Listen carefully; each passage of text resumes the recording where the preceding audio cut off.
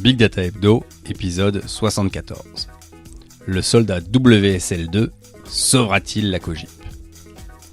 Enregistré le 17 mai 2019 avec Nicolas Steinmetz, Jérôme Ménaud, Alexander Dejanowski et Vincent Huchling.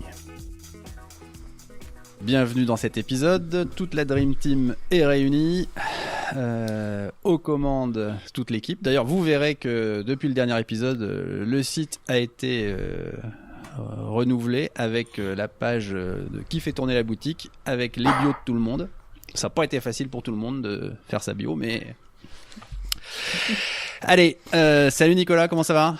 Bah écoute, ça va bien, actualité dense en ce moment, je fais des petites blagues chez ma mission actuelle, mais sinon, la semaine prochaine je serai à KubeCon, donc ça va être cool, une semaine Kubernetes pour apprendre plein de choses, et puis après, fin de ma mission, fin juin chez les Furets, donc on commence à préparer la sortie, et puis je vais aussi au Influx Days mi-juin à Londres.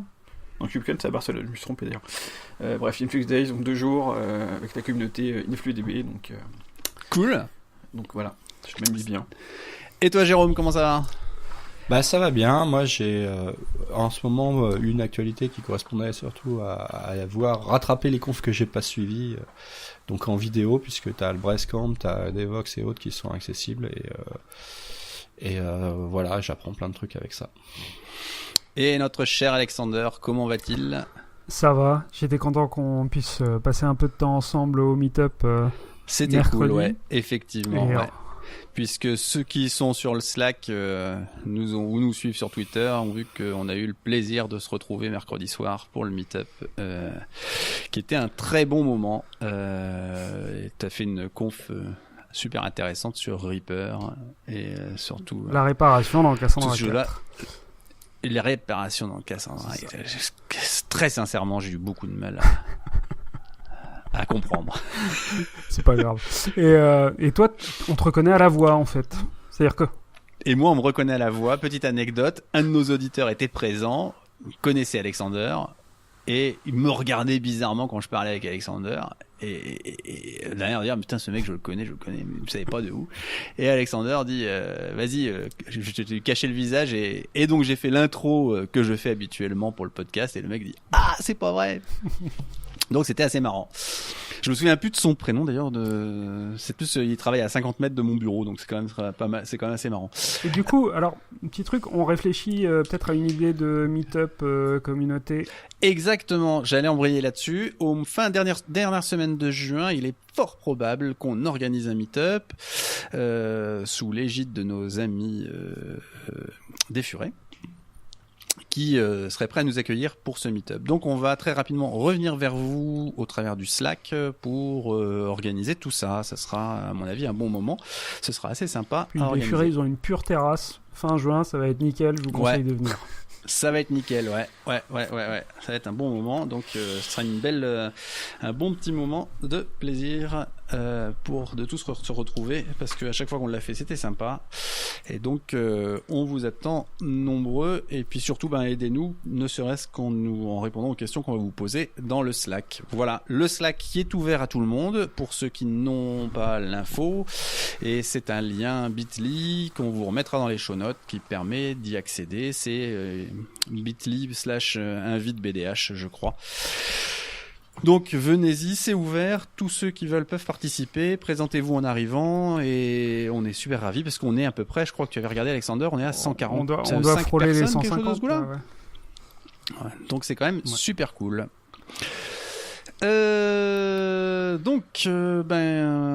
L'actualité est riche comme à son habitude, et puis une fois n'est pas coutume, on va démarrer par un peu d'IA et de framework, et surtout en plus que c'est de l'IA qui est avec un gros cocorico, puisque c'est l'entreprise Snips qui a été fondée par le très connu Rand Indy, que tout le monde a eu au moins un jour l'occasion de voir dans une conf ou le très connu qui, excuse-moi.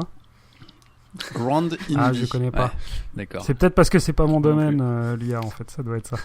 Ouais, voilà, toute personne qui s'intéresse à l'IA, et en France, il est assez donc médiatique. on ne le présente plus. D'accord. On ne le présente plus aussi, quoi. Il fait partie de ces quelques personnes comme Ah, toi putain, non. qu'on ne présente plus. Ouais, c'est vrai, je donne le Putain, bâton pour me merde. faire battre. Mais bon. Si tu connais pas les membres de ton club, Alexander, Ah, ouais.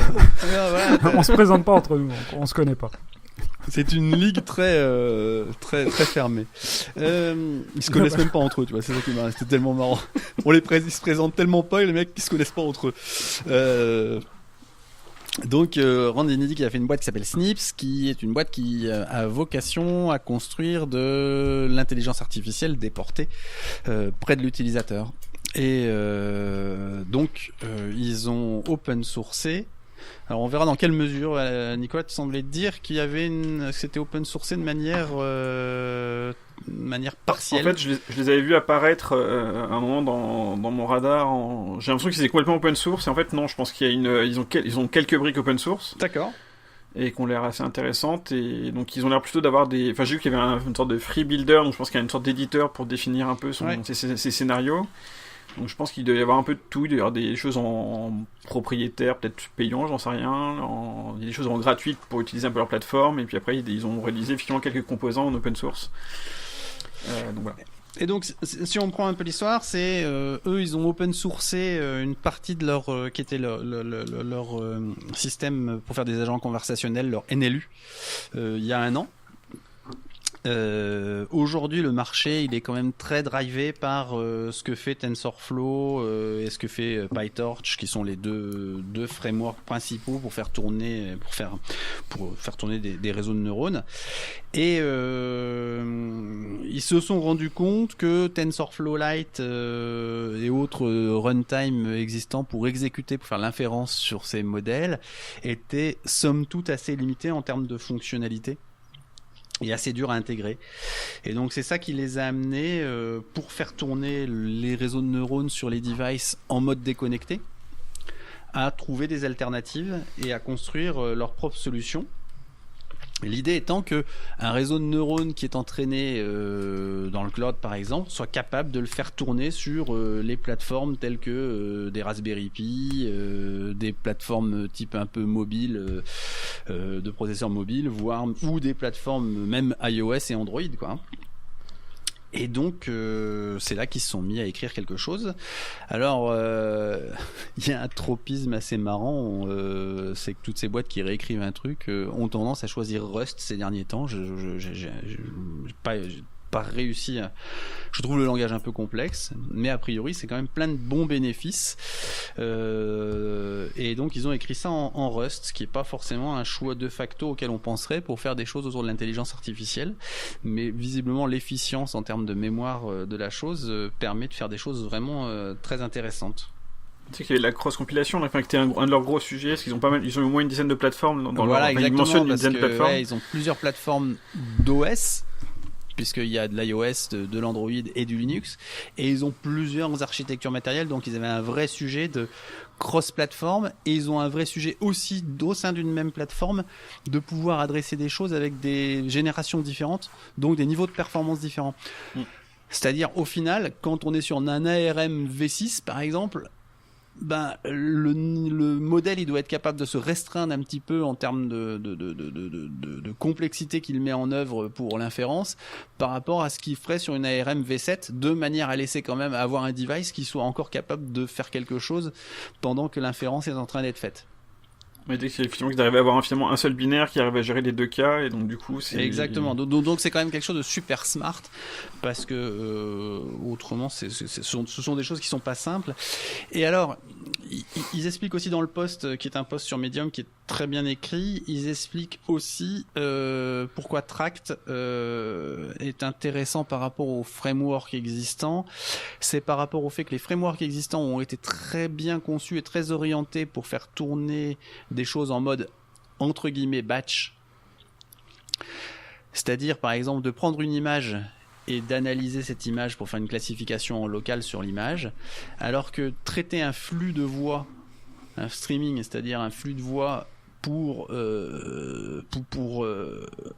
l'analyser, est un truc beaucoup plus compliqué qui requiert de traiter très différemment le modèle. et donc de faire de la translation des convolutions de modèles. Et donc ça c'est quelque chose sur lequel ils ont un apport très important. Et ils disent clairement que ça leur amène, sur la base d'un Raspberry Pi 0 par exemple, à peu près 2,5 fois, une performance 2,5 fois meilleure que celle qu'il peut y avoir pour un autre, avec un autre framework tel que TensorFlow Lite. Donc, au final, on est quand même dans une situation où tout ça en fait quelque chose d'assez prometteur. Après, c'est toujours une histoire d'écosystème. C'est créer le modèle qui peut rentrer là-dedans. Est-ce que ça va être compliqué? Est-ce que ça va pas être aussi un peu trop orienté par rapport à ce qu'est le besoin de Snips? Donc c'est un truc à voir. En tout cas, c'est une boîte française qui fait ça, donc c'est quand même vachement bien. Et deux, c'est quand même super intéressant qu'il y ait des alternatives aux gros poids lourds du marché. C'est toujours une très bonne chose. Sachant que Google a annoncé à l'I.O. Ah voilà, Google I.O. qui s'est tenu la semaine dernière, Google a annoncé qu'effectivement, qui est basé sur TensorFlow, évidemment, le modèle de reconnaissance vocale de la Google Home, qui auparavant était juste capable de récupérer la phrase d'analyser et de récupérer la phrase pour réveiller. Maintenant, ce modèle est capable de fonctionner de manière autonome, c'est-à-dire en mode offline. On peut avoir le modèle qui soit capable d'analyser complètement le flux de voix intégralement. Donc parce qu'il fait à peu près 500 mégas, je crois, le modèle qui est downloadé. Donc c'est quand même des avancées énormes de ce point de vue-là, sachant que nous on a vachement identifié que pour l'histoire d'intelligence artificielle, l'aspect edge était un vrai sujet de prospective pour le futur, quoi. Soyons très clairs là-dessus. C'est que l'aspect edge, c'est-à-dire ne plus être tout le temps connecté au cloud pour faire tourner des choses relatives à l'intelligence artificielle est un vrai sujet, c'est-à-dire de pouvoir déporter un modèle et puis le laisser tourner jusqu'au prochain rafraîchissement du modèle, par exemple. Donc voilà, donc c'est un sujet assez intéressant qui, à mon avis, faudra suivre. Et quand on parle d'AI, généralement, la partie collecte de data à caractère qui inévitablement est à caractère privé et rejoint des questions d'éthique. Et donc c'est toi, Alex, qui nous a posté quelque chose relatif à Google, qui est très préoccupé par les histoires d'éthique. Très préoccupé par les histoires d'éthique, et notamment dans l'IA. Et donc un peu comme les autres gros acteurs du domaine, donc je crois que Microsoft en a un. Amazon a dû vite fait en avoir un ou un truc comme ça. Et Google avait monté un board qui... Facebook, ils en ont un ? Et donc... Non mais Facebook, ils sont orientés vie privée maintenant. Ils font plus que du privé. Donc Google avait monté un conseil d'éthique sur les questions de l'IA. Et ce conseil, il a été démantelé a priori une semaine après avoir été monté. Parce que les mecs se sont rendus compte, je crois qu'ils n'avaient pas de pouvoir de toute façon. Donc ils avaient un avis qui était uniquement consultatif. Et a priori, Google aurait eu un peu peur finalement que ça fasse des levées de boucliers comme ça avait pu le faire au moment où ils devaient participer. Ils avaient répondu à un appel d'offres pour un projet d'armement ou quelque chose comme ça. Et il y avait une pétition qui avait été signée par des milliers d'employés, ce qui avait empêché de mener le projet au bout. Donc... L'éthique, ils sont mignons de toute façon, hein, c'est des boîtes commerciales. On peut être éthique tant que c'est commercialement viable. Je crois que si on se met à lever des questions d'éthique sur tout ce que font les GAFA, ils vont plus faire grand-chose. Et moi, alors on a vu un tweet passer d'Octave, le patron d'OVH, qui s'amusait de la création. C'était quoi ? C'était un centre mondial dédié à la vie privée qui ouvrait en Europe, c'est-à-dire le centre de R&D ou je sais pas, en Allemagne, à Munich, à la vie privée de Google. En Allemagne. Oui, l'Allemagne est le pays européen le plus avancé sur la protection des données à caractère privé, de par l'historique qu'il y a en Allemagne de l'Est de fichage des individus. Donc ils ont une vraie culture de contrôle de ces aspects-là. Donc c'est pas idiot de faire ça en Allemagne. Alors visiblement ça fait bien rire tout le monde. Ouais. En attendant, c'est pas plus mal qu'ils le fassent, et c'est pas plus mal qu'ils aient un minimum de choses. De toute façon, ce qui est très certain, c'est que leur business model lié à la pub, il est de plus en plus rogné par rapport à différentes choses. Enfin, ça reste majoritairement une boîte qui fait de l'argent sur la pub. Ce qui fait de l'argent sur la pub et donc sur la connaissance de tout un chacun. Donc à un moment donné, il faut pas se raconter d'histoire. Si on veut continuer à profiter des outils de Google, il faut bien falloir que ces gens se nourrissent. Certes, ils en sont dans une situation qu'on peut qualifier de monopole, il n'y a pas de doute là-dessus. Mais à un moment donné, il faut accepter la valeur marchande qu'on représente pour ces gens-là. Et sauf à nous démontrer qu'il y a une meilleure alternative qui permet de faire tout ce qu'on fait. Et donc c'est pas en ricanant comme ça en disant c'est comme si Marlboro sponsorisait des centres anti-tabac, mais c'est pas en ricanant et en sortant ce genre de vanne que la situation va s'améliorer. La vanne était marrante. De toute façon, elle a aucune portée. C'est juste une blague en passant comme ça. Le truc. Je suis pas certain qu'il y ait pas une volonté trollesque qui relève de braquer les opinions en espérant que ça fasse avancer les choses. Je suis tout à fait compréhensif sur le fait que cette situation de monopole n'est pas viable et elle n'est pas viable sur la durée. Mais en attendant, il faudrait mieux proposer des alternatives possible plutôt que de faire ce genre de truc. Après, moi, ce que je trouve relativement intéressant sur ces deux news, en fait, c'est que le côté un peu ambivalent de ces boîtes, c'est qu'effectivement, finalement, elles se retrouvent elles-mêmes confrontées à leurs contradictions internes entre ce que peuvent effectivement le pouvoir que peuvent avoir finalement certains employés en faisant des manifestations pour éviter que telle boîte, enfin que leur entreprise participe à tel ou tel projet. Et en même temps, leur velléité effectivement, pour faire du business, elles ont besoin d'exploiter ces données. Et c'est rigolo, c'est de voir dans quelle mesure ces deux contradictions peuvent avancer et de voir comment ils les gèrent. Ça dépend s'ils peuvent continuer à gagner de l'argent, en fait.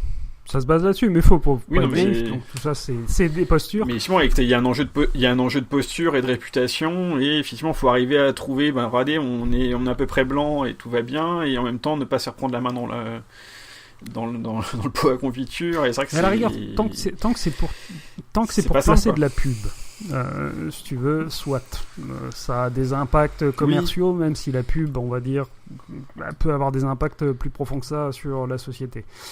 Quand on en vient à AWS qui essaie de vendre son programme de reconnaissance faciale à des agences d'État, quel que soit le pays, ça devient effectivement plus un problème. Le fait qu'ils aient démantelé le groupe une semaine après l'avoir créé montre qu'il y a un vrai problème sur les questions d'éthique dans l'IA, et on en parle depuis un moment dans le Big Data Hebdo de toute façon, et qu'il n'est pas géré. Exemple, tu as même plus simple que ça. Je veux dire, tu as en plus un problème de...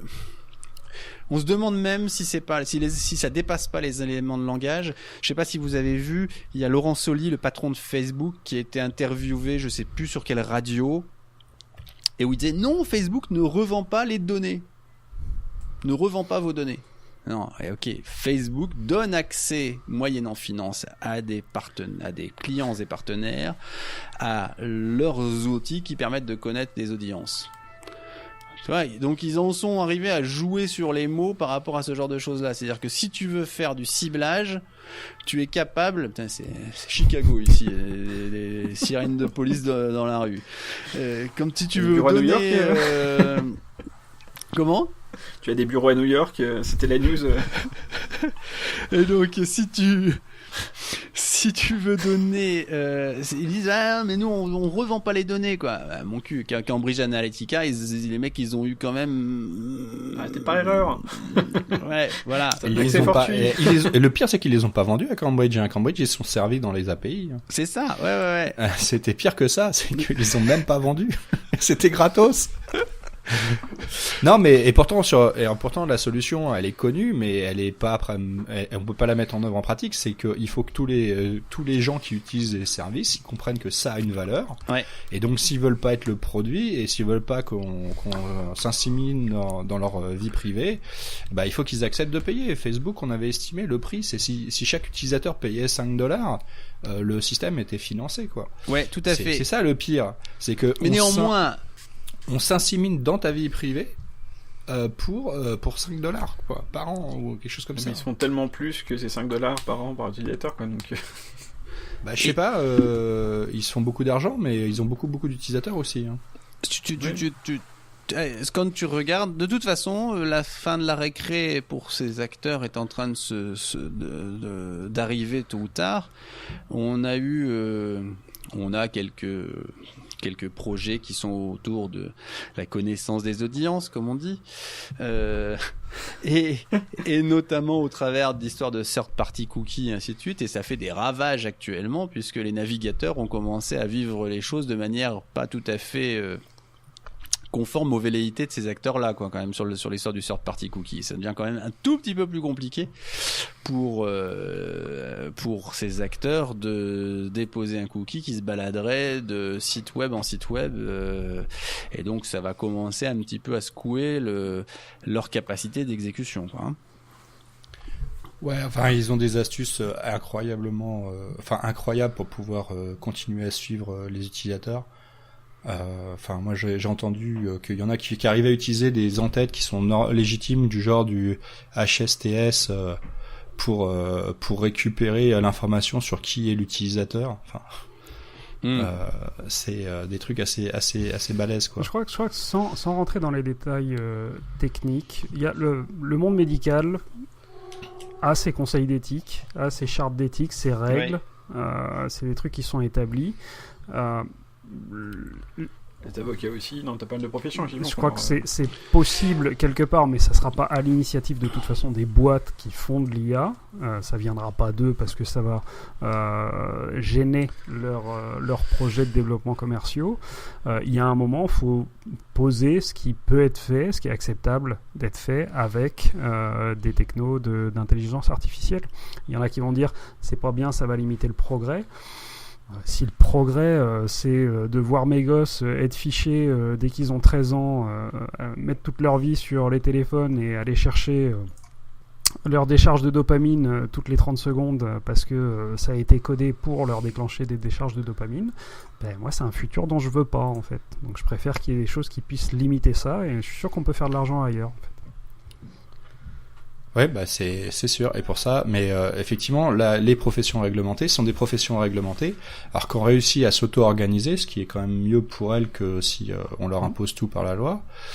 Mais par contre, effectivement, elles sont réglementées. C'est-à-dire, tu peux pas être avocat parce que tu as décidé de l'être. Il faut être accepté au barreau et tu peux être radié. Pareil, un médecin, il y a un certain nombre de conditions pour ça. Est-ce qu'aujourd'hui, on a envie que pour une partie des informaticiens, parce que je sais pas si on pourrait faire pour tout, et après, il faudrait voir qui en a besoin ou pas.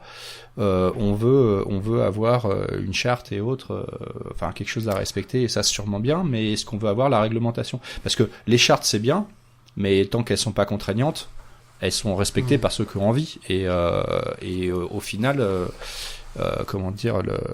ceux qui ne les respectent pas prennent des avantages et finissent par remporter. C'est sûr que la pratique du droit ou de la médecine, elle est segmentée par pays de toute façon. C'est pas avec un diplôme, j'imagine, français que tu vas t'installer aux États-Unis et faire le truc. Donc il y a aussi ce côté de l'informatique et les boîtes commerciales qui se montent dessus, qui est bien plus planétaire que sur le reste. Bon, de toute façon, le débat reste ouvert, hein, il n'est pas réglé. Les questions d'éthique sur l'informatique et l'IA, on va en entendre parler pendant encore pas mal de temps. Et Google, ils ont fait marche arrière une semaine après, donc à suivre. Ce qui n'est pas bon signe. Donc, pour continuer notre belle liste, nous avons Technologie Radar. C'est toi, Nicolas, qui nous a posé ça. Et c'est finalement un passage en revue des choses qui sont en train de monter, qui sont en train de stagner. Et... C'est ça. Ouais, en fait, donc c'est Softworks en fait qui publie un radar. Alors, je sais pas si de façon c'est au moins annuel. J'ai pas regardé la dernière occurrence, mais c'est au moins annuel, voire pluriannuel. Et l'idée, c'est justement, il classifie des technologies ou des méthodologies, enfin, pas mal de choses, suivant 4 axes. Donc le Adopt, donc c'est une technologie mature qu'on peut utiliser gaiement. Ouais. Et la partie Trial, qui est la partie, vous pouvez l'utiliser, faire des premiers POC, et ainsi de suite. C'est biannuel. Ouais. Et ensuite, donc, il y a la partie Assess, qui est plus en mode, vous pouvez faire un peu d'évaluation, mais vous lancez...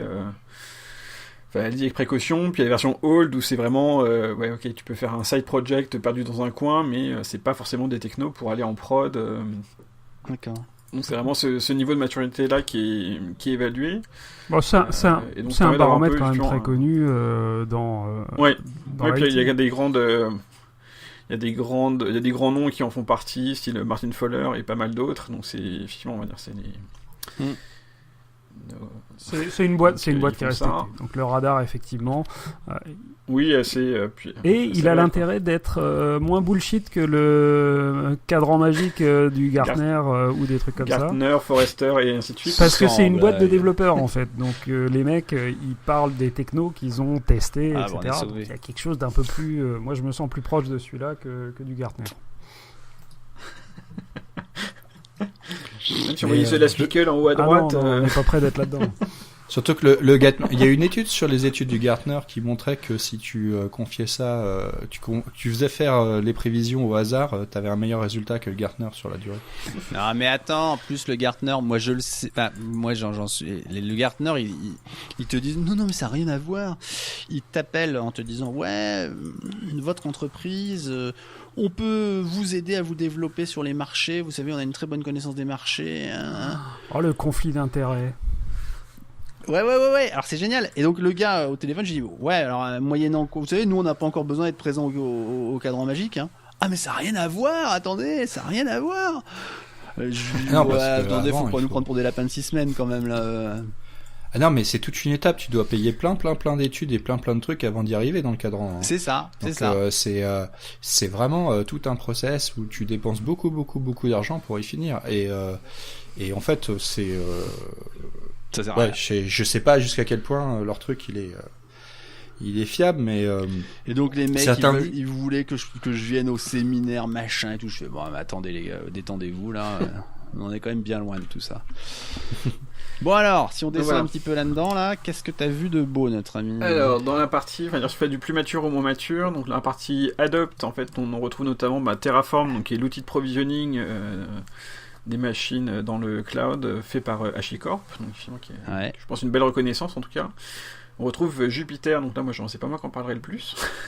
Ouais, mais ce qui est de toute façon une réalité, quoi, cette histoire de Jupyter, puisque effectivement, aujourd'hui, Jupyter est un vrai truc qui c'est devenu le standard de facto, quoi, en peu de temps. Hein. Et excuse-moi, c'est rigolo, c'est que pour rebondir sur Jupyter, c'est Zeppelin dont on n'entend plus trop parler finalement. Il y avait eu.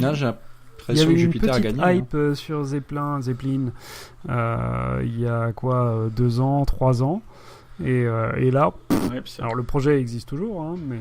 On avait fait un épisode avec Dwight d'ailleurs sur le sujet. Et c'est vrai qu'il n'y a plus trop d'activité, en tout cas, moi je vois plus grand chose passer dessus.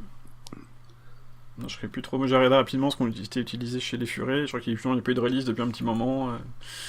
Mais en fait, Zeppelin est très lié et plus orienté vers l'utilisation de technologies liées à la JVM, alors que Jupyter, même s'il y a des kernels Scala, il y a des kernels, je sais pas s'il y a un kernel Kotlin, j'en sais rien, est plus orienté vers l'utilisation Python, R et d'autres langages hors JVM. C'est Julia, Python et R, c'est ça le... Ouais, enfin Jupyter, c'est ça, ouais. Zeppelin, c'était du Spark. Hein.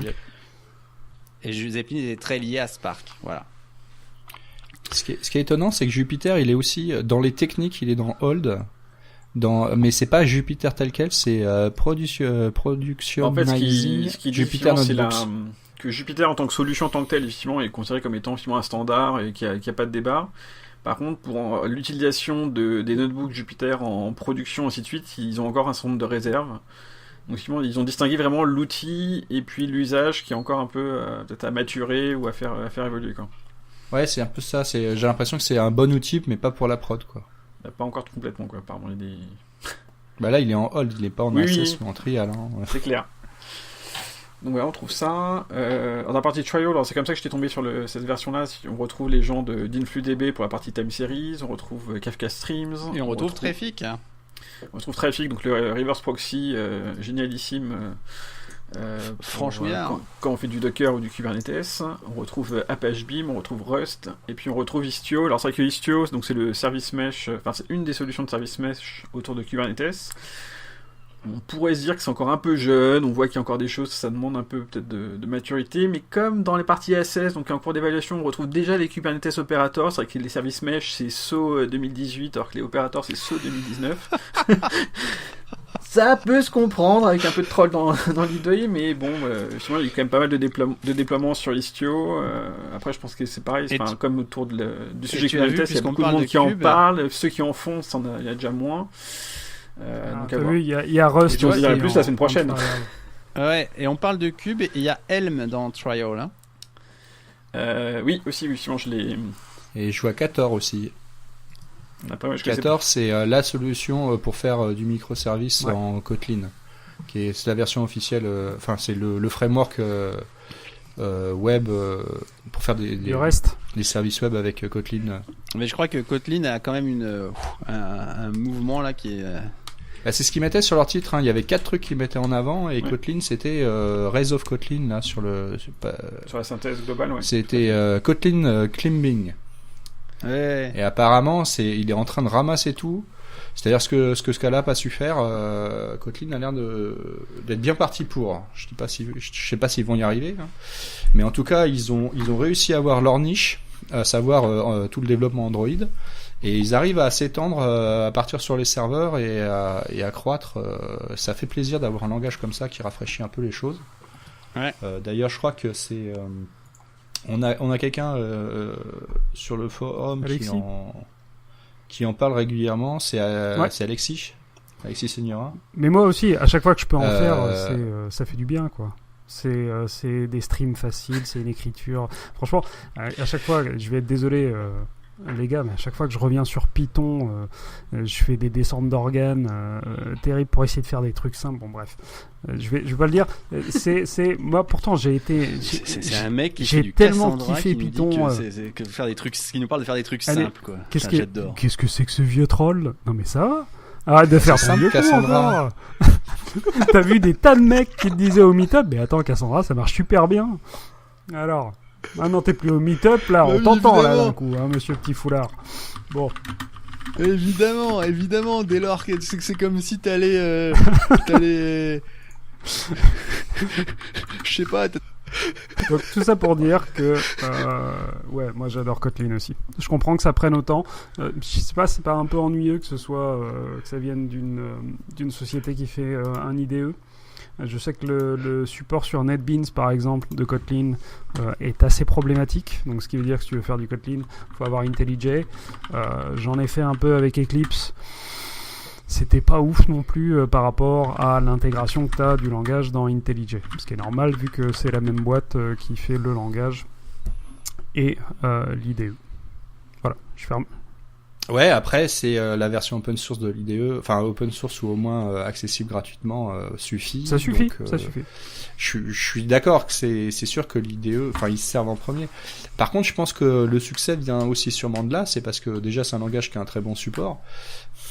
Et puis aussi, comment dire, ils ont bien pris en compte tous ces aspects-là dès la conception du langage. Parce que faut pas oublier que Kotlin, un peu, leur idée c'était Scala, ça a l'air vachement bien, mais on n'arrive pas à faire un IDE qui marche bien avec. Pourtant ils ont essayé et ils se sont dit on va prendre tout ce qui est bon dans Scala, on va virer tout ce qui nous emmerde. et on va essayer de faire un truc plus pragmatique. Et puis après, ils ont pris des choses un peu à droite à gauche aussi autour, et ils ont voulu faire un truc pragmatique. C'est la simplification de ça ce cas-là sans être obligé de passer au fonctionnel, quoi. Et oui, et puis eux, ils ont retiré tout ce qui les embêtait aussi pour faire que l'idéo marche bien. Et ils expliquent qu'aujourd'hui, on a à Kotlin, on a 5 personnes pour faire le plugin Kotlin, on en a 13 pour le plugin Scala, et il marche moins bien. Si y a des développeurs Java qui nous écoutent et qui veulent se mettre à Kotlin, il y a un convertisseur de projet Java en Kotlin qui marche étonnamment bien. Moi, je m'en suis servi. Après, vous repassez sur votre code pour modifier un certain nombre de choses, parce que forcément, c'est pas parfait, mais ça vous donne un truc qui fonctionne en sortie, comme marcher votre programme Java. Donc, c'est assez simple d'y passer. Et franchement, avec l'IDE, l'autocomplétion, etc., c'est super facile de passer à Kotlin. Il y a une fonction pour tout faire en Kotlin et en stream de préférence. Ouais, puis tu peux avoir les deux qui marchent en parallèle parce que l'intégration avec Java a été vraiment bien pensée dès le début du langage. Et quand ils disent intégration, c'est pas depuis Kotlin on peut utiliser Java, c'est les deux à la fois. C'est-à-dire que et c'est vraiment très bien fait. Et il y a aussi un truc, il y a la conversion, et la conversion elle se fait aussi quand on fait un copier-coller. Donc vous pouvez toujours utiliser Stack Overflow, aller copier votre code Java dans Stack Overflow, le coller dans votre code Kotlin, et je savais pas ça. Jamais essayé. Ok, on ferme la parenthèse Kotlin. L'IA qui remplace les devs. Ça nous a fait réagir. Non, mais bon. Après, finalement, dans ce cas, finalement, dans le rapport, il y a pas mal de choses. Je crois qu'il y a une centaine de trucs, d'éléments qui sont évalués. Ouais, c'est ça.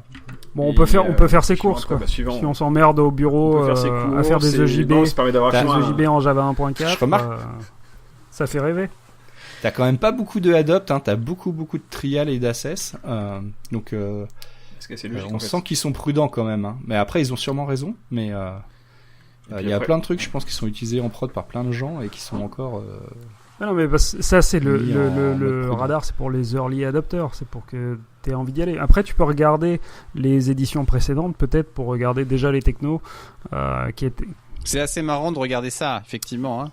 Ce qu'il y avait dans le truc précédent et voir comment c'est posé aujourd'hui pour voir dans quelle mesure ils sont fiables, quoi. Oui, c'est vrai, c'est intéressant. Ouais, puis il faut penser aux gens de la Cogip qui font leur plan multi-annuel et qui ont besoin de... Mais ceux de la Cogip, ils prennent que ce qui est dans la case adopt, donc pour eux, un truc comme ça, ça les aide pas beaucoup. Parce qu'ils connaissent même pas le radar à la Cogip. Tu crois qu'ils non, ils disent oui, c'est ça. Ils achètent le principe du Gartner, c'est pas on va t'expliquer le marché, c'est je veux faire tel truc, j'ai besoin de me justifier auprès du board et j'achète une étude Gartner qui va justifier ce que je veux faire.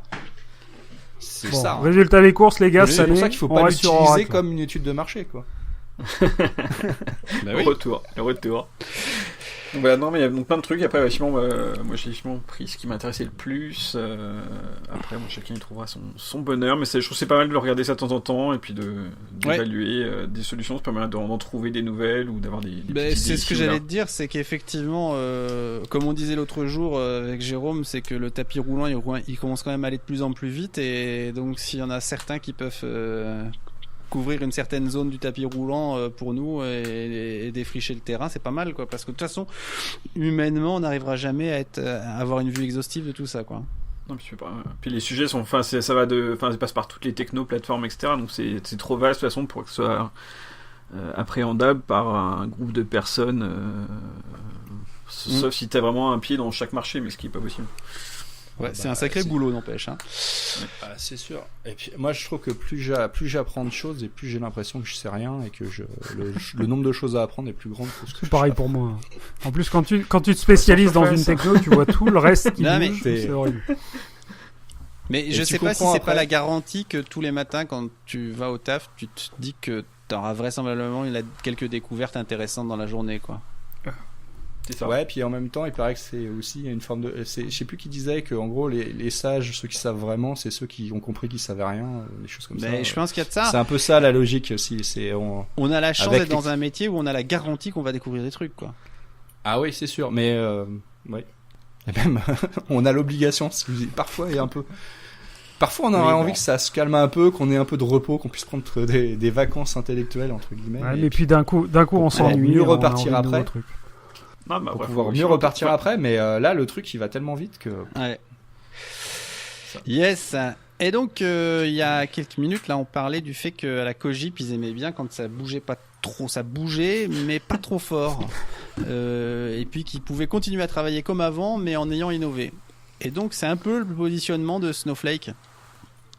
Puisque là on va parler de Snowflake, et Snowflake c'est effectivement très très efficace de ce point de vue là pour les utilisateurs, puisque Snowflake vous continuez à faire du SQL, vous utilisez vos softs que vous aviez auparavant, mais vous avez pu à gérer un data warehouse chez vous, puisque c'est un véritable data warehouse dans le cloud. Et Snowflake sont extrêmement balèzes ces derniers temps en termes de marketing et de capacité à promouvoir leurs produits, qui, disons les choses très clairement, et moi je l'ai testé, est une très bonne plateforme qui donne de très bons résultats sur des workloads SQL, sur des choses comme ça. Mais à partir du moment où on a réussi à convaincre les gens que de toute façon leur vie ça restera toujours du SQL, c'est vraisemblablement peut-être le meilleur choix du marché, le meilleur choix qu'on a eu depuis très longtemps. Et donc, au-delà de transposer de la workload de Data Warehouse, Snowflake travaille beaucoup sur le fait de dire qu'ils sont aussi l'arme fatale pour monter un Data Lake. Ce qui, pour tout un chacun qui a travaillé sur l'implémentation d'un Data Lake, ça dépasse quand même le sujet de faire un Data Warehouse et un Data Mart pour connecter un outil de BI. Et donc l'article qui va sortir vous permet de savoir ce qu'il y a dans Snowflake, mais par contre n'allez pas trop loin dans la comparaison, puisque je la trouve quand même un petit peu fallacieuse. En ce sens que on essaye de dire, on va comparer Snowflake à un data lake, et le data lake c'est construire quelque chose avec de l'Amazon EMR, je crois, un Hadoop sur Amazon. Et donc évidemment le jeu est assez biaisé de ce point de vue-là, puisque il y a effectivement plutôt, je crois, 100% de score en faveur de Snowflake dans les critères d'évaluation. Ce qui normalement est déjà un indicateur sur le fait que le benchmark est un petit peu biaisé quand même, hein, soyons clairs là-dessus. Quoi, tu voudrais dire qu'ils ont choisi les indicateurs ? Ouais, je pense quand même. Donc voilà. Mais néanmoins, ça dénote, c'est assez intéressant pour comprendre ceux qui devraient comprendre ce qu'est Snowflake. Cette partie-là est assez bien faite et permet de savoir effectivement tout ce que Snowflake pourrait faire. Et nous, par contre, on commence à voir des clients qui disent ouais, écoute, tant qu'on faisait du SQL, c'était vachement bien. Et là, on se rend compte, on a un truc un peu plus complexe avec du scoring online, des choses comme ça, et c'est là que patatrac, Snowflake répond plus bien. Quand on sort de l'exploitation via la requête SQL, on commence à avoir des vrais problèmes. On fait que du SQL avec Snowflake ? On fait que la modalité d'accès à la donnée, c'est une requête SQL. C'est une base relationnelle. C'est une base SQL, mais qui a été conçue pour le cloud, c'est-à-dire avec une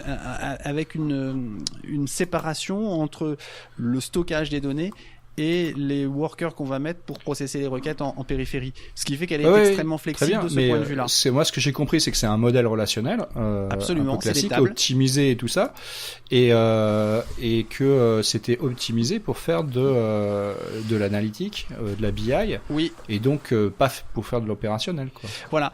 Et ça a cette finalité très data lake, en ce sens que on peut avoir un ensemble de tables qui sont dans ce qu'ils appellent la database, et avoir des virtual data warehouse autour. Ces virtual data warehouse qui sont je mets autant de ressources de CPU et de mémoire pour pouvoir processer les requêtes et faire du cache sur les requêtes et tout ce qui s'ensuit en périphérie. Mais par contre, on n'a pas capacité à descendre dedans et à processer les données pour faire un modèle pour entraîner un modèle de machine learning ou faire passer une inférence sur l'ensemble des enregistrements d'une table. C'est pas quelque chose qu'on peut faire facilement. Mais ah oui, même ça, parce que c'est quand même des batchs chez Ensembliste et autres, et même ça, tu dis, ça passe pas très très bien. C'est-à-dire que là, il faut que tu fasses une requête complète de la table et la sorte. Et par exemple, la pousser dans un stockage qui fait du Spark. C'est-à-dire qu'ils ont un connecteur Spark, mais le connecteur Spark, il sort les données de la table pour aller l'envoyer dans le cluster Spark. On n'est pas dans la même modalité de fonctionnement. Si on prend, moi, le concurrent qu'on leur connaît bien, qui est Google BigQuery, aujourd'hui, dans BigQuery, tu as des fonctions de ML qui sont intégrées dans BigQuery. Dans Snowflake, tu ne les as pas. Donc dès lors que tu vas dépasser le SQL, les ennuis vont te rattraper. Donc pour les gens de la Cogip, c'est un excellent choix puisqu'ils seront très ravis de ne pas avoir à changer leur façon d'utiliser la donnée qui est le SQL. C'est la Teradata dans le cloud en fait, c'est ce que Teradata a loupé. C'est ça. Oui, on est dans la logique du Teradata dans le cloud. C'est pour ça que ça tout marche à bien, fait. parce que et ça marche extrêmement bien. Passer des parce que workloads, les gens sont rassurés. Type Data Warehouse, etc., que tu as monté pendant des années sur ta Teradata avec tes Power BI, BI5, je sais pas quoi, sur du Spark, c'est super compliqué, ça coûte super cher, ça se connecte pas bien, enfin Je sais pas, ça marche pas. Non, on a essayé, ça va pas trop marcher effectivement. Et donc je comprends bien que pouvoir prendre le truc, le migrer comme ça sans changer grand chose, c'est pratique. Ouais.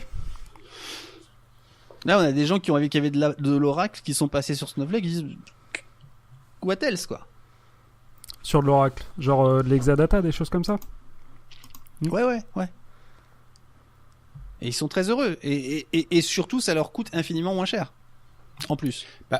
Et puis, ça leur permet de passer d'un système scale-up à un système scale-out. Exactement.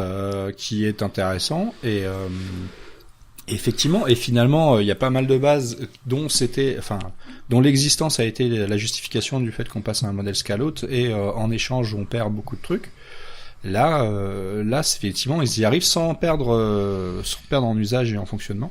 Oui, effectivement, les gens vont être contents avec ça, parce que ça fait le job. Au final, ils ont leurs résultats. C'est ça qui compte pour le métier. Eux, ils s'en foutent qu'on passe par un truc qui est hype et qui a été fait en tel langage ou en ci ou en ça. Ouais. On est bien d'accord.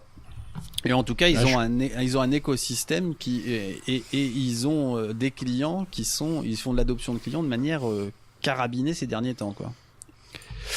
Donc voilà. Maintenant on va passer à la rubrique news diverses, puisque c'est pas forcément avec un ordre très très cohérent. La build de Microsoft s'est fait ces derniers temps. Alors j'ai pas trop regardé les news qu'il y avait d'un point de vue data, mais il y en a une effectivement qui a beaucoup fait parler. C'est l'évolution de Windows avec quelque chose qu'ils appellent WSL2, qui est le Windows Subsystem for Linux. Jérôme. Et donc la deuxième version, donc Windows Subsystem for Linux, est apparu il y a quelques temps, déjà quelques années. L'idée c'est de pouvoir faire fonctionner des applications Linux en fait sous Windows, donc en fait reconstruire un environnement. Alors ils ont commencé en intégrant Ubuntu, et puis depuis il y a toutes les distributions, en tout cas il y a 3-4 distributions qui sont accessibles. Voilà, alors le système ça marche, en fait c'est un vieux système qui existait depuis un temps que une bonne partie de nos auditeurs étaient encore en culotte courte. Où en fait ils étaient pas sûrs que Windows allait marcher, et en face il y avait OS2 sur lequel ils travaillaient aussi avec IBM, et ils s'étaient aménagé en fait la possibilité d'avoir une compatibilité avec OS2, et puis ça avait été oublié, et en fait c'est ressorti parce que maintenant que Linux a un peu tué le marché du serveur, ils avaient besoin de ça. Donc ils ont fait une première version qui permet de faire marcher du Linux. C'est assez impressionnant, mais ça permet pas faire tout, parce qu'en fait ça fonctionne aujourd'hui avec l'architecture. C'est une VM. Les appels système Linux en fait sont attrapés et transformés en appels système Windows, convertis en appels système Windows, et puis ça fonctionne avec Windows. Et les problèmes qu'ils avaient, c'est des problèmes de compatibilité. Donc il y a certaines fonctionnalités qui peuvent pas marcher. Typiquement, on peut pas faire marcher un Docker dans ce mode-là. Donc si vous démarrez une sorte d'Ubuntu Linux, vous avez pas de Docker qui marche, Fuse non plus. Voilà, et puis ils avaient des problèmes de performance sur tout ce qui est file system. Et donc ils ont vu leur copie, puis ils se sont dit on va revoir carrément ça, et puis pour avoir une bonne compatibilité et des bonnes perfs, le mieux c'est de prendre un noyau Linux. Et donc la version WS2, en fait avec votre Windows, vous aurez un vrai noyau Linux qui sera intégré. Ils utilisent des technologies de machines virtuelles pour pouvoir le faire fonctionner avec Windows, mais c'est pas une VM traditionnelle. C'est pas une VM que vous allez devoir gérer, démarrer, machin, qui prend du temps à démarrer, qui est isolée du reste du système. Je sais pas trop comment ils vont faire ça, mais en fait l'idée c'est d'avoir une vraie intégration forte, c'est-à-dire que vous avez des échanges assez faciles, un démarrage très rapide, et ils mettent un exemple vidéo où ça démarre en je sais plus 5 secondes, Et puis petite empreinte mémoire, et puis on n'a pas de gestion de VM et tout ça, et le noyau était particulièrement optimisé pour cet usage-là, et il vient avec les mises à jour Windows classiques en fait. Donc c'est la VM, c'est l'équivalent de la VMX Hive sur le Mac qui fait tourner Docker, quoi. Peut-être, parce qu'il y a déjà ça avec Hyper-V. Je sais pas si c'est, enfin, ils vont réutiliser des technologies d'Hyper-V, mais je sais pas si. J'ai l'impression qu'ils vont faire un peu différemment. L'histoire, c'est la capacité qu'a cette VM à accéder aux ressources matérielles natives de la machine host. C'est là où l'avancée peut se faire par rapport aux méthodes traditionnelles de VM. Mais je pense que voilà, ils vont la travailler un peu différemment. C'est-à-dire que ils vont utiliser les technos en fait de la VM. Mais ils vont le faire un peu différemment que la VM que tu démarres et qui prend un espace mémoire, un espace machin. Qui a sa propre IP, qui a son propre machin, ainsi de suite. Voilà. Là, vraisemblablement, là, tu as une véritable, de ce que j'ai pu en lire, tu as une véritable convergence en termes de file system. C'est-à-dire que quand tu es dans le slash, tu peux aller dans le Linux, tu vois tes fichiers qui sont dans le système de fichiers Windows, quoi. Ouais, tu vois, c'est de Linux dans Windows. Exactement. Après, je sais plus trop comment ça se passe l'interopérabilité, parce que ça fait longtemps que je l'ai pas utilisé. Mais voilà. En tout cas, par contre, ils promettent des perfs, du genre de la décompression d'un zip, c'est x20. Donc là, on fait essentiellement d'écrire sur du système de fichiers. Une opération du genre, je fais un clone de Git et puis je vais jusqu'à la compile. Il gagne entre 2 et 3 fois et 5 fois, pardon. Ouais. Donc c'est déjà, c'est pas négligeable. Et puis la compatibilité, c'est que maintenant on peut faire marcher Docker. Donc ils montrent des démos où ils lancent une VM Docker dans un Linux. Donc c'est plus le Docker sur Windows qui fait une VM dans laquelle il y a un vrai Linux machin. C'est vraiment directement vous lancez votre Docker. C'est un Docker Linux, ce qui fait que tu peux prendre un binaire Linux et le faire tourner dans ton Docker Linux, quoi. Ouais, tu peux même le faire tourner directement dans le WSDL, le WSL. En fait, t'as pas besoin du Docker si tu veux pas faire de Docker. Eh ben, c'est peut-être la fin de l'hégémonie du MacBook pour les gens comme nous. Peut-être. Sachant que avec ça, donc c'est pas dans cette nouvelle-là, mais il y a 2 autres nouvelles qui vont avec. Il y a WinPTY, pardon. Et en fait, c'est un vrai TTY qui va permettre de mieux faire fonctionner tout ce qui est bash et autres, parce que ce qu'ils avaient pas aujourd'hui, c'était une magouille pour gérer la console en background et en la masquant pour pouvoir après faire son truc à soi. Donc là, il y a un vrai truc, ce qui va améliorer le fonctionnement de SSH et tout ça aussi, et une nouvelle console qui est toute neuve, toute belle, avec des effets, faire du bien, transparence, qui fonctionne en DirectX, donc ça va être performant et tout ça. Donc en fait, on va avoir une vraie console, une vraie ligne de console. On a PowerShell qui existe déjà, qui est d'une puissance phénoménale. Et puis on aura un vrai Bash avec un vrai Linux. Enfin, ça peut devenir une vraie plateforme de développement pour ceux qui ont envie, et sur du matériel qui coûte un peu moins cher que celui qu'on utilise. Alors, les gars, voilà. Ça peut devenir une vraie plateforme de développement. Vous savez qu'il y a quand même, à mon avis, une grande majorité de développeurs dans toutes les cogip de France et de Navarre et du monde qui bossent sous Windows. Je veux dire, moi j'ai fait toute ma carrière sous Windows. Faites pas vos mecs cool. Je suis passé au Mac parce que c'était le standard dans la société pour laquelle je travaille aujourd'hui. Ça coûte quand même une grosse blinde un Mac, ça coûte assez cher. Et oui, mais ton temps de maintenance, si tu le mets bout à bout, je suis pas certain que ce soit vraiment. Alors, est-ce que tu comptes les voyages à l'Apple Store? Parce que sauf que récemment, effectivement, ça a un petit peu changé. Mais moi, j'ai un MacBook Pro de 2015 ou 2016, je sais plus. C'était la génération avant qu'arrivent les MacBook avec Touch Bar, etc. Les bouses. Il marche super bien. J'en suis très content. Il mouline un peu fort, mais je crois que c'est pareil pour tous les ordinateurs qui sont trop fins de toute façon. Et qu'Apple n'a surtout pas de service aux entreprises où il vient sur site faire le changement, etc. Donc, contrairement à des Dell ou à des Lenovo qui ont ce service-là qui est quand même tip top. Là, t'es obligé d'aller au MacBook, d'aller à l'Apple Store, ainsi de suite. C'est quand même très chiant. Certes, c'est pas un développeur, c'est quelqu'un qui est un peu plus marketing. On a quelqu'un qui nous a rejoint là, et on dit machine, tu veux quoi? Le mec a dit je veux un Dell. Tu veux pas un MacBook? Non, je prends un Dell. Voilà, donc les gens aujourd'hui se disent t'arrives à avoir au même budget, t'as une qualité équivalente de toute façon en termes hardware si ce n'est mieux. Et aujourd'hui, effectivement, l'avantage de l'OS c'est pas forcément le truc le plus prégnant qu'on ressente les gens. Après, t'as ton parc logiciel, tes habitudes et ainsi de suite, c'est un truc qui est quand même difficile à faire bouger. Moi, j'avoue que pour du dev pur, je trouve que c'est Linux qui est le mieux. Après, le problème, c'est que dès que t'as besoin de faire autre chose que du dev pur, et notamment interagir avec des clients et tout ça, ça devient vite compliqué sous Linux encore, même si il y a beaucoup de progrès. Et donc souvent, le compromis actuel, c'était je prends un Mac, comme ça, j'ai tout l'avantage de l'Unix et puis la convivialité du Mac et puis les outils qui maintenant marchent plutôt bien sur le Mac. Il y a aussi Windows. En plus, alors, chez la Cogip, généralement, on te l'impose, donc il y a pas. Mais à la Cogip, il risque de pas activer le WSL. Il va falloir le demander très fort pour pouvoir dire. C'est pas gagné quand même pour la Cogip. Hein, ça, Pourquoi Pour des questions de sécurité. Parce qu'il faut l'installer. Je sais pas. Oui, tu sais, il y en a qui n'ont pas compris que les postes. Quand t'étais avec la Cogip. Il t'aurait donné ce machin Je les aurais fait, je les aurais emmerdés suffisamment pour qu'ils me le filent, oui.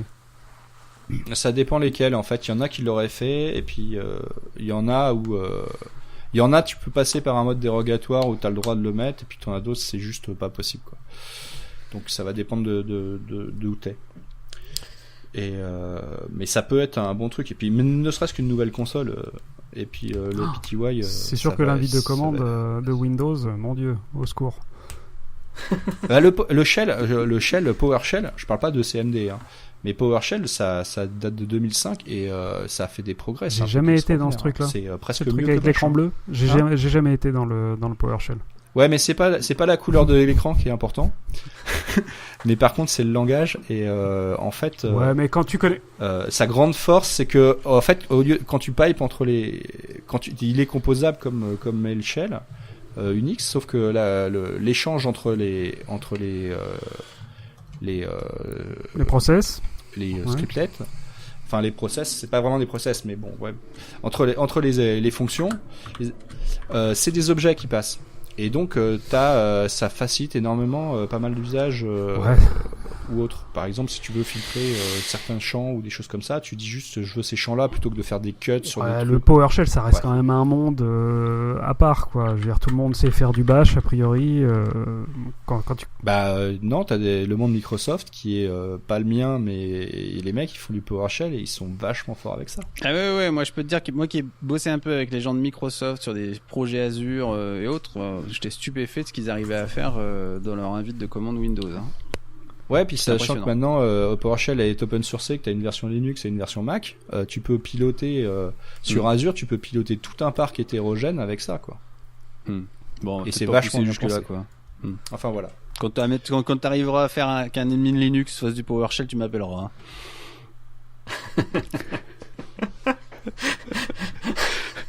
Hein. Sur Azure, je pense que tu dois l'avoir plus facilement. Tu me le trouves, le mec tu l'amènes, on fait un resto à 3. Je te promets. Ça pourrait presque être le mais je sais qu'aujourd'hui c'est pas le cas. Mais... Bon, les garçons, on est quand même pas mal avancé sur l'horaire là. Quel est le truc dont vous voulez parler dans ce qui reste ? Allez-y. Moi j'avais les nouvelles instances i3EN chez AWS. C'est allez, go. Rapide. Les instances i3 d'AWS, c'est du disque optimisé. Donc ils ont des disques NVMe. C'était les remplaçants des anciens i2 qui avaient des disques normaux qui étaient beaucoup moins chers en fait, les i3. Et là ils sortent une nouvelle génération donc qui est l'i3EN avec encore plus de disques. Ils étaient pas beaux les précédents. Qu'est-ce que t'as dit? Les précédentes versions, elles étaient pas belles. Okay. Donc les i3 vous l'avez même pas. Alors je passe parce qu'on manque de temps. i2. i2. Elles sont i2. Elles sont i2, d'accord. Oh la vache. Tu coupes au montage ça, hein? Non, ou tu laisses? Non, tu laisses. Bon, d'accord. Non. On assume. Non, je recule devant rien, tu sais. Elle est impossible. Donc, plus de disques. Alors, je trouve que le mapping en fait de la génération i3 à i3n est un peu difficile parce que les tailles habituelles c'est large, X large, 2X large, 4X large et ensuite 8X large. Là, ils nous ont rajouté, en fait, ils font du 2X large, 3X large, vous n'avez pas de 4X large et ça passe au 6X large. Donc, c'est un peu compliqué de faire le mapping.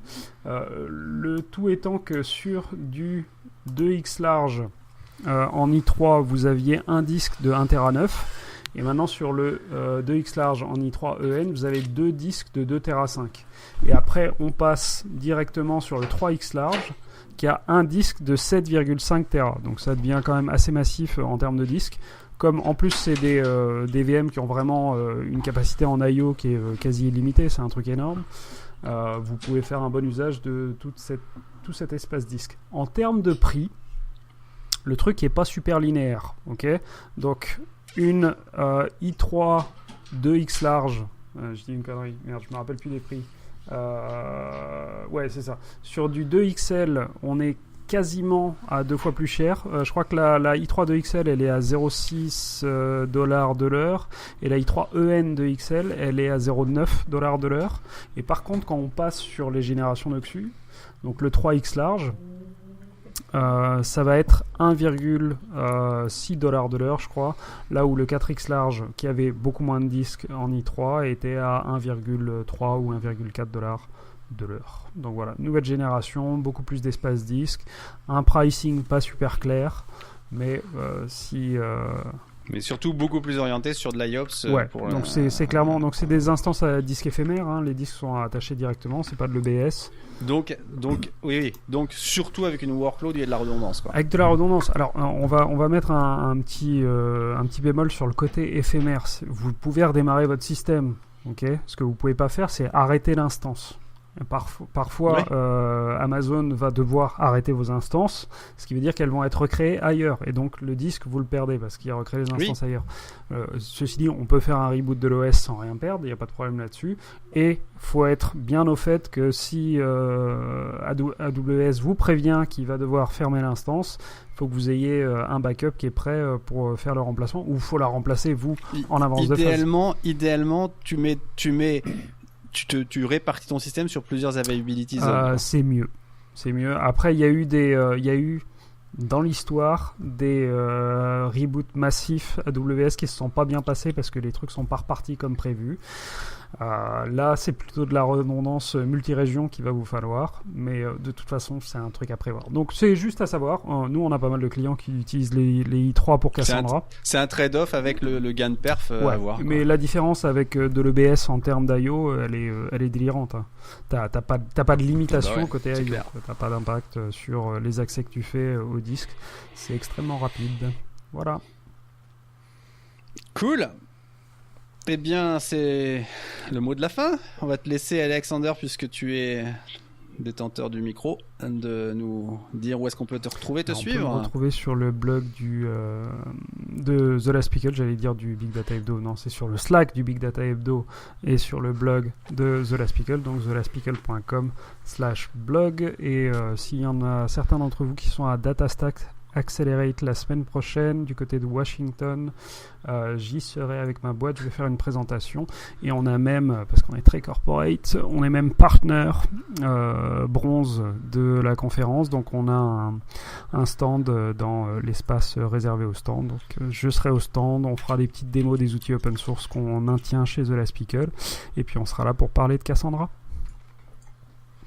Excellent. Jérôme?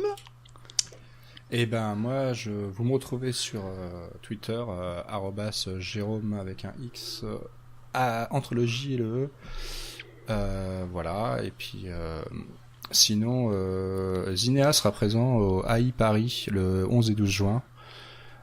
Si vous voulez voir ce que c'est qu'un data catalogue qui est performant et intéressant pour vous, vous pouvez passer sur le stand. Excellent. Nico? Et ben donc @Enchelimet sur Twitter, sur serenit.fr pour le blog, et puis à KubeCon la semaine prochaine. Excellent. Et pour ma part, vous pouvez me retrouver sur mon Twitter @VH74, sur le Slack où j'essaye de passer une tête de temps en temps, parce que maintenant la communauté est très autonome. On n'arrive même pas à suivre tout ce qui s'y passe. Et vous pourrez nous retrouver tout Affinitech lors du Google Cloud Summit, avant de nous retrouver pour le meet-up qu'on va organiser fin juin avec tout le monde. Et puis tiens, j'ai lancé un nouveau truc là. J'ai lancé un vlog où on parle de data et de cloud. Alors, ça empiète pas sur les plates-bandes de notre valeureuse émission. C'est un peu différent. Et donc, ça s'appelle Data Cloud & Co. C'est sur YouTube et vous pouvez m'y retrouver. On a publié cette semaine le pilote de ce machin-là. Donc voilà, et ben on espère que vous avez passé un bon moment à écouter nos digressions en tout genre. Et on vous souhaite de bien vous amuser jusqu'au prochain épisode. Ciao, ciao. Salut à tous. Ciao. Bye.